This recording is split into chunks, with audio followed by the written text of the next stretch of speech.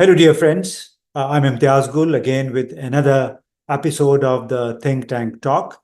Today, we are going to focus on what China is doing with its neighbors and with the extended community. Very recently, the Africa China Forum or Cooperation Forum was concluded, addressed by none other than President Xi Jinping, with a promise of a lot of continued infrastructure funding. Now, I wanted to discuss this with somebody sitting in China, sitting in Beijing, and following all these developments. And this is, I would like to welcome Dr. Hasnain Javed. Welcome, Dr. Hasnain. Thank you. Thank you very much. Extremely thank you. And Dr. Hasnain Javed is currently associated with the Belt and Road Alliance, and this is serving just as a think tank, as an advisory think tank to the issues related to Belt and Road Initiative. And he also has a keen eye on what's happening, playing out between Pakistan and China. So I would kick off the conversation by first requesting you to elaborate what is this China Belt and Road Alliance? All right. So I thought of that you would start with the 53 countries of the recent China and Africa, consortium in the forum, because it is one of the eye-catching event for the whole world. And the powers and the allies are really afraid of this powerful forum. Because it is the power, it is the forum for the collaboration, it is the forum for the coordination, it is the forum for the economic prosperity, it is the forum of the humanity and the development, what I would say. But of course, the Belt and Road is not far from this ideology of the collaboration, and collaboration. Let me be very clear about that, the China-Pakistan economic door, I will talk about this after that. But first, the Belt and Road Initiative. People have creating, or what I would say, the Western ideologies and Western thoughts, and few Western intellectuals and the optics says this is a sort of empiricism. It's a economic colonialism. It is completely different from this. It's a complete collaboration, coordination. It is a prosperity. It's a humanity. Believe me, it is the finest of all. When Karl Marx initiated the idea of the communism, and then it turns to the socialism, and then it turns to be the better socialism, and after the Deng Xiaoping, it converts into the liberal socialism, and this is the highest idea, where the worst political system in the world by the West, West thinks that it's the worst political system here in the China. It is the best for humanity. So believe in me that what I can call it, it is the one of the magnanimous idea, and finally it proves its ideology after a century, maybe like 150 years after the Karl Marx. China proves this ideology that the communism is all about humanism. Humanism is the idea where there is no poverty. Humanism, the idea where there is no hunger. Humanism, the idea where there is a shelter. Humanism, the idea where Maslow cannot create, that there is a self-esteem, but before that there is a humanity, and humanity is the first layer. So China achieved that. There is a zero hunger, there is a zero poverty, and they have covered the 17 SDG, what the West hasn't done. So let me interrupt you here. Despite all this, the Western media, the Western governments tend to call this Belt and Road Initiative as Chinese expansion in the classical conventional terms of expansionism. So how is China reacting to that allegation or misperception of expanding its footprint all over? By doing more work. So this is the China and Africa Forum is the reaction to Chinese never give a reaction. They do more work. Have you seen that what they have, the Canada, what they have done with the Huawei? They banned their Huawei, and they haven't reacted. Rather, they allow iPhone to be everywhere in China. So this is their reaction. Their reaction is the production. Their reaction is more production and more productive.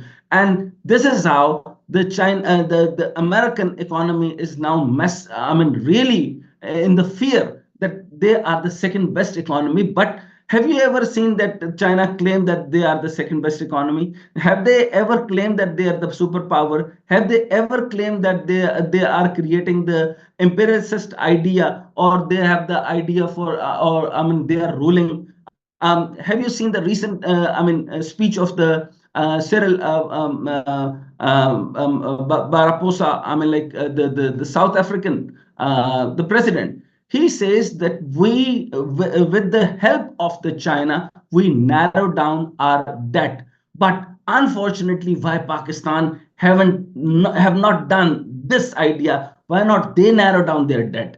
Yeah, but you know, We are under the debt of $132 billion.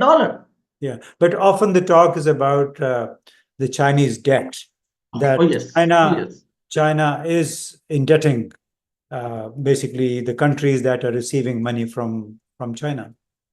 Now, this is very important part. Now, let me discuss, and then I'll give you the as case scenario. I'll discuss the CPAC, but eventually I'll discuss the global north, and then the Sri Lanka, and then the other countries. Initially, it started from the 69 countries. Now it is 172 countries, and Belt and Road Initiative is extending day by day. Now, what they do? First of all, the whole world, or mostly the third world countries, need power generation, right? So power is the most important thing. Second is the transportation. Third is the network.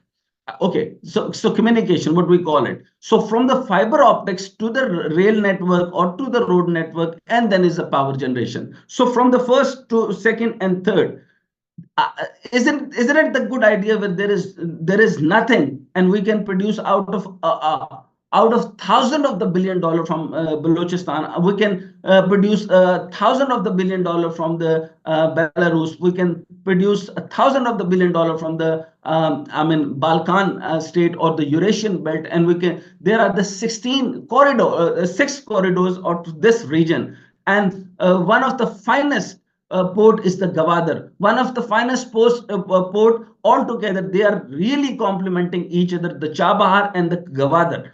If China is thinking that way, that the world must be more productive, world must be more, collaborative.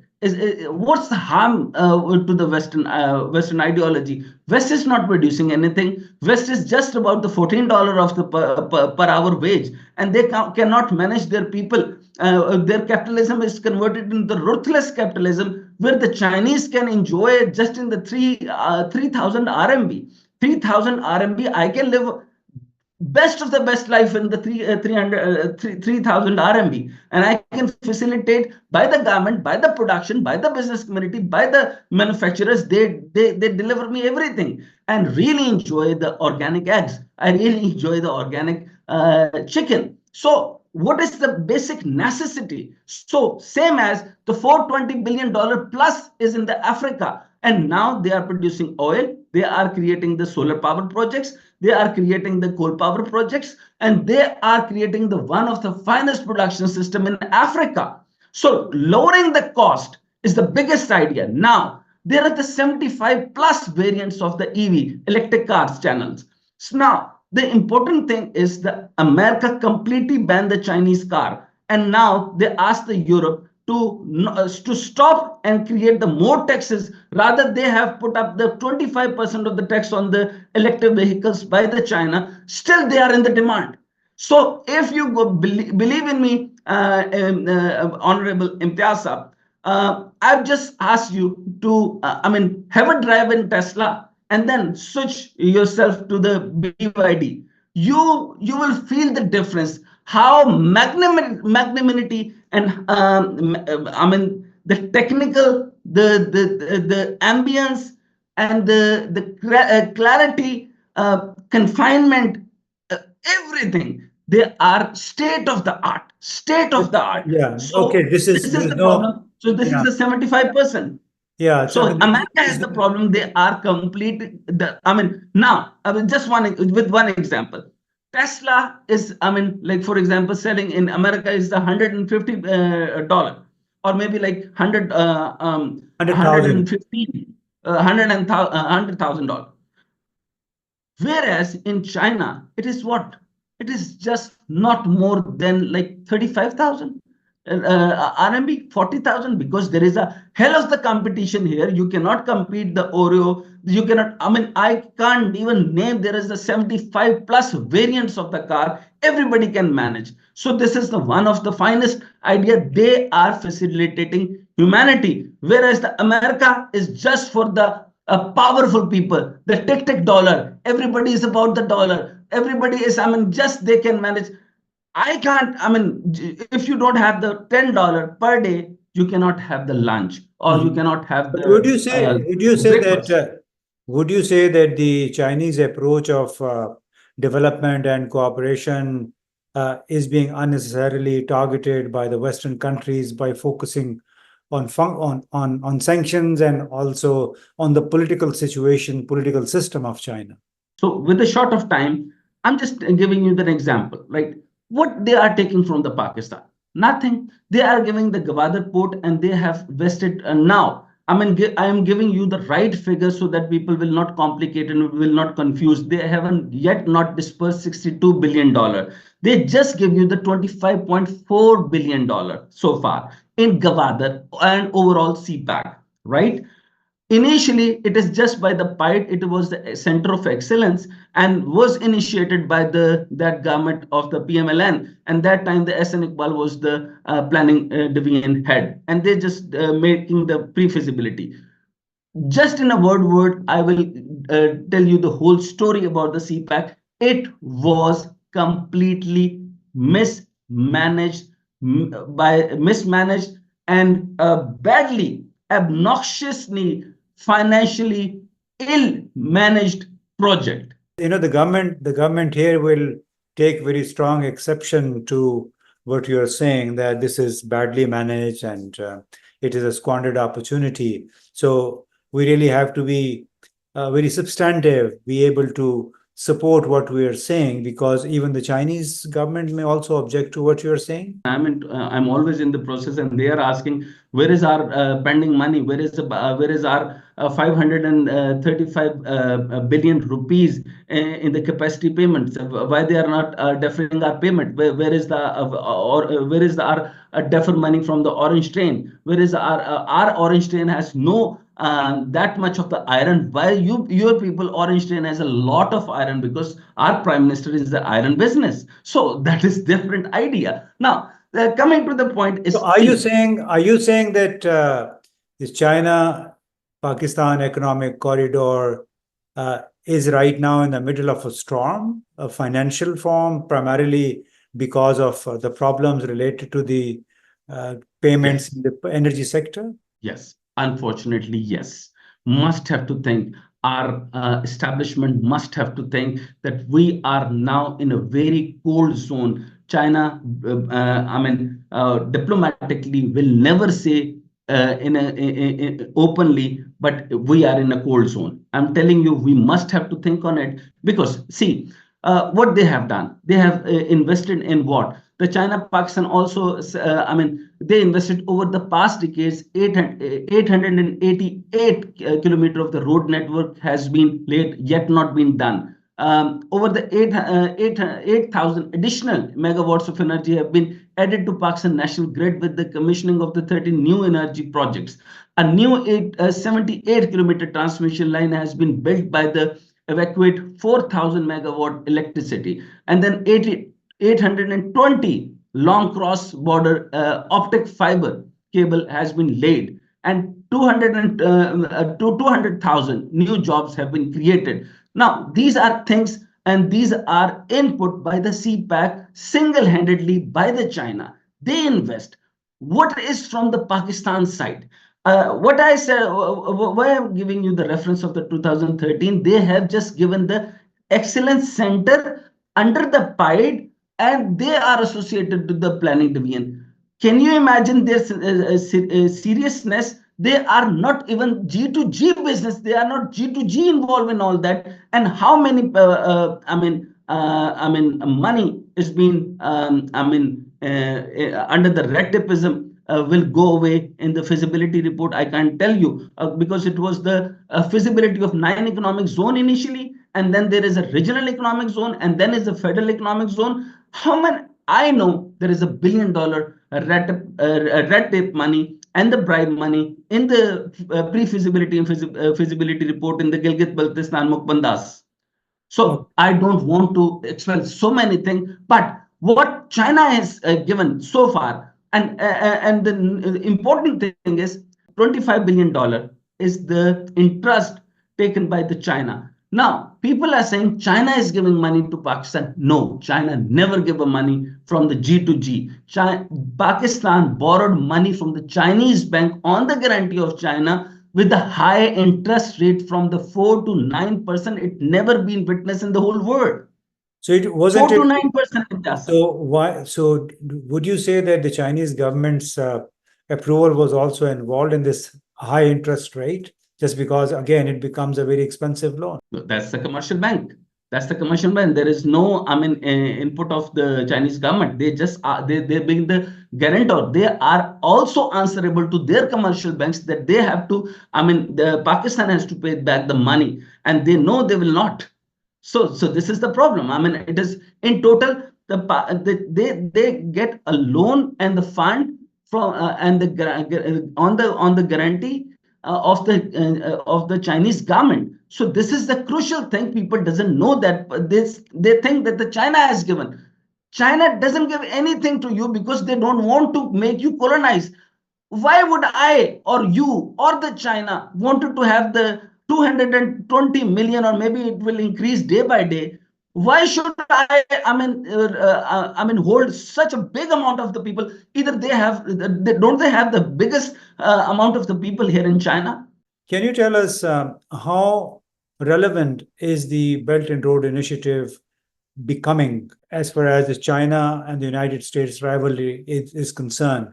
The Chinese footprint is expanding in Africa, in Asia, whereas many countries in Asia and Africa are facing political and financial pressures from the West, from the United States, of staying away from China. So in this situation, do you think China will keep expanding its footprint in its and pursue its model of development, connectivity, and cooperation? What they have done in the Sri Lanka, what they have done in the other region, and all the countries. I don't want to take more names because it is going to happen in the other countries. What max they can do, and but their optics and their focus is completely on the African side. But the Africa says we are on one page and we are completely with China, not a single. And there is a reason. Their dictatorship, their military people, their establishment is not intervening in their affairs. So there is no certain problems. So only problem here in Pakistan, that whom to talk. There is one window, two window, three windows. There are 100 windows to whom they talk. There is a confusion. So there is a lack of communication is the biggest issue. But still, I just want to repeat myself. Pakistan, CPEC is the lifeline for Pakistan, and we must not disengage for America. America is way too important ally for Pakistan. If you think that I'm contradicting myself, no, I'm very much clear. I wanted to have a best relationship with the China and the very excellent relationship with the America, because this is the need of the economic vision and the pivot. Well, I think, thank you very much. You have touched the heart of the problem, and that is the capacity and the ability to produce at lower cost. And this is what China has been doing. This is what China can produce and do. And that's why it seems like China is the global factory for the needs of the world. And that's where it has the competitive advantage. And this is the advantage that it is trying to now pass on to other countries in Asia and Africa through the Belt and Road Initiative. The critics may call it expansionism, but this is not the conventional expansionism. On the contrary, this is expansionism through cooperation, collaboration, through infrastructure development to help the recipient countries stand on their own feet. And this is what I personally have been hearing from the Chinese officials for over a decade, ever since I became involved with China. And let's hope that geopolitics doesn't contain what China wants to do, helping others to stand on their feet. So that's it for today's think tank talk. Thank you very much.